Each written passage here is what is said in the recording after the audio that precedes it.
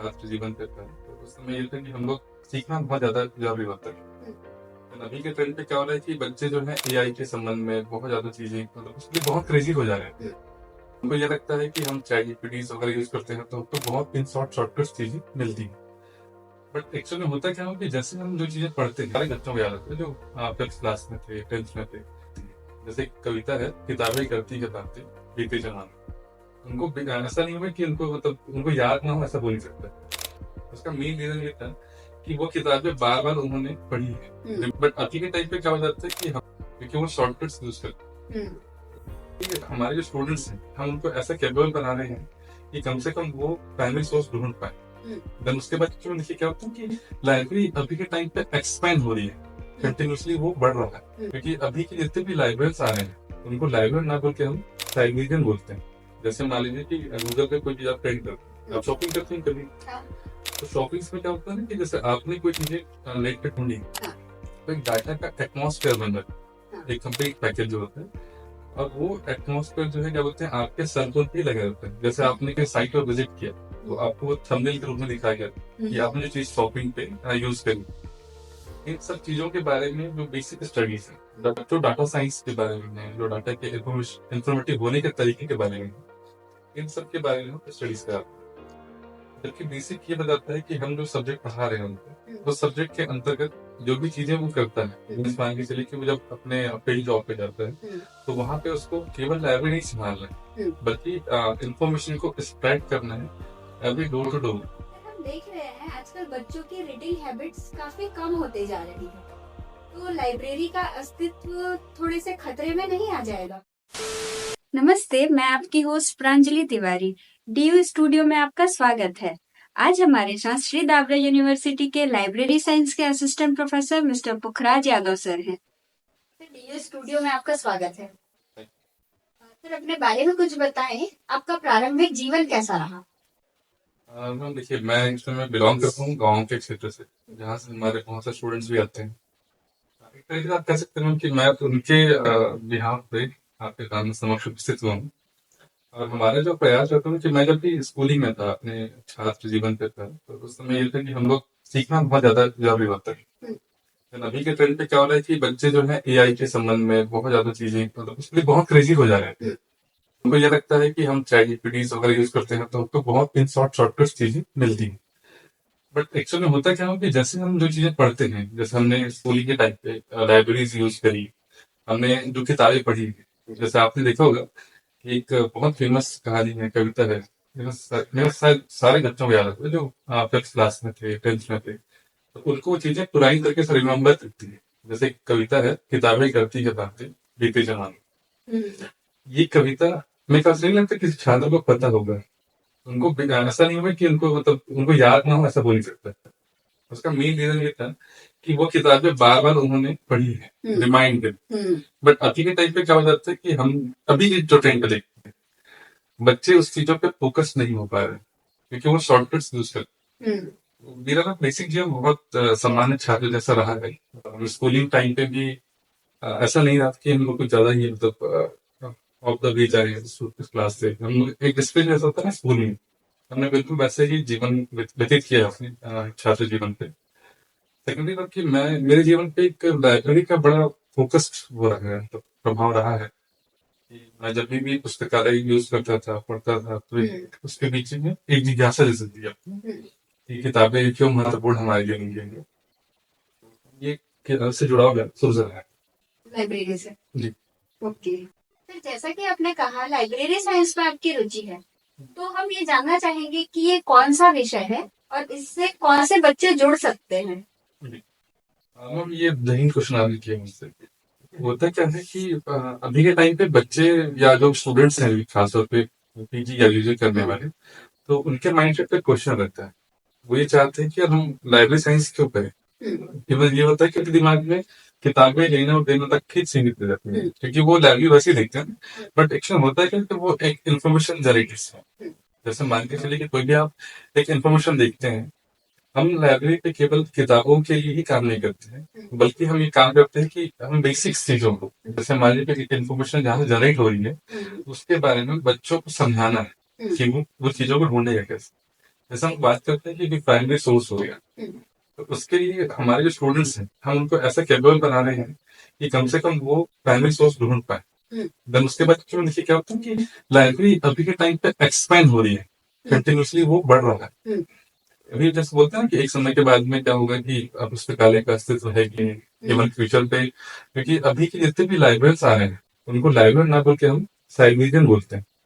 साइबेरियंस में जो एक सब्जेक्ट जो है ये साइबर से जुड़ा हुआ सब्जेक्ट है।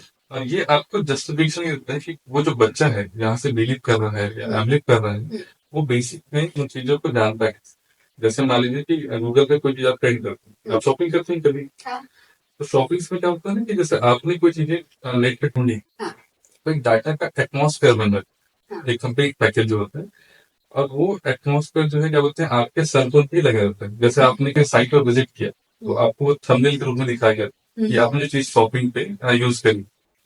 इन सब चीजों के बारे में जो बेसिक स्टडीज है, जो डाटा साइंस के बारे में है, जो डाटा के इंफॉर्मेटिव होने के तरीके के बारे में है, इन सब के बारे में स्टडीज कराते हैं। ओके, तो ये लाइब्रेरी साइंस की पढ़ाई आफ्टर ग्रेजुएशन होती है? आफ्टर ग्रेजुएशन विद जो भी स्टूडेंट्स हैं जिनका इस सब्जेक्ट पे इनहेल हो, या हमको ये सब्जेक्ट करना ही है, हमें इसके बारे में जानना है।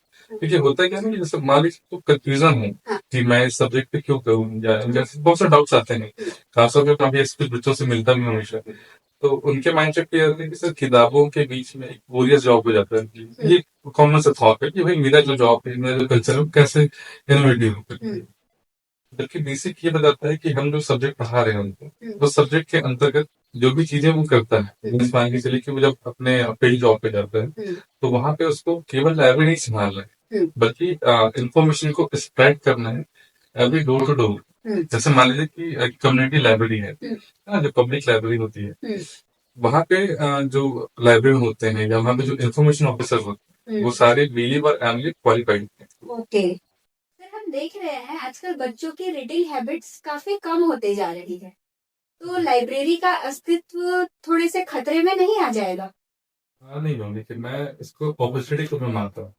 जैसे मान लीजिए कि अभी के बच्चे जो हैं वो शॉर्टकट्स बहुत ज्यादा ढूंढते हैं, इनको बहुत फास्टली मतलब कि आंसर्स मिलने चाहिए, पीडीएफ के रूप में उनको आंसर चाहिए।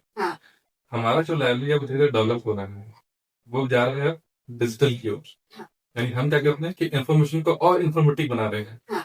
यानी उनको जैसे मान लीजिए कि आपको शॉर्ट टर्म चाहिए ना, जैसे मान लीजिए मुझे रायपुर का पॉपुलेशन कितना है ये जानना है, उसके लिए बेसिक ऑप्शन ये है कि मैं सर्वे वाले साइट पे जाऊं, फिर वो 11 साल पीछे चले जाएगा मुझे, फिर उसकी रिपोर्ट देगा। बट एक्चुअल में क्या होता है कि अगर यही पे एक साइबेरियन काम करता है, मैं ये टर्म्स बार बार यूज कर रहा हूँ क्योंकि ये आने वाले फ्यूचर टाइम पे लाइब्रेरियंस ना कह करके लोग साइबेरियंस कहते हैं। तो वो जो साइबेरियंस रहेंगे वो जब बीडीसी कोड्स संभावनाओं को तलाशेंगे उससे, या फिर कोरल क्लासिफिकेशन हो गया, इन सब चीजों से जब हम चीजें बहुत सॉर्ट कर लेते हैं, बहुत फास्टली मतलब उसको एक्सेस कर बना लेते हैं, तो उस समय पे क्या होगा कि आप इंफॉर्मेशन जो मांगने वाले हैं उनके लिए हमारे पास जितने ज्यादा प्रोफेशनल्स होंगे, जितने अच्छे हमें ट्रेन्ड स्टूडेंट्स तैयार करते हैं, यही आगे चल के एक अच्छी साइबेरियन के रूप में आगे। सर, हमने सुना है कि आप कविताएं और आर्टिकल्स भी लिखते हैं, तो कृपया उनके बारे में हमें थोड़ा बताएं कि आपके विषय क्या रहते हैं, किस विषय पर आप लिखते हैं? मैम देखिए, जैसे मैं एक पीड़ा है जब हमने पहली बार आर्टिकल्स लिखे, जब तो उस समय कुछ आदिवासी ट्राइबल्स के बारे में कुछ इन्फॉर्मेशन, कुछ न्यूज थे, क्योंकि मैं शुरू से रहा हूँ उस फील्ड में, पत्रकारिता में काफी पहले टाइम से मेरा फर्स्ट जो जॉब था वो पत्रकारिता में था, तो उसी कारण थोड़ा सा लिखने का शौक रहा है। इवन मैंने जब अपनी पहली कविता लिखी वो एक लव्य पर है, मैं बहुत ज्यादा इंस्पायर हूँ सर, उससे। सुनाना चाहेंगे? जी बिल्कुल। हमने जो कविताएं लिखी थी वो उसकी कुछ अंतर मैं आपके सामने रखना चाहता हूँ।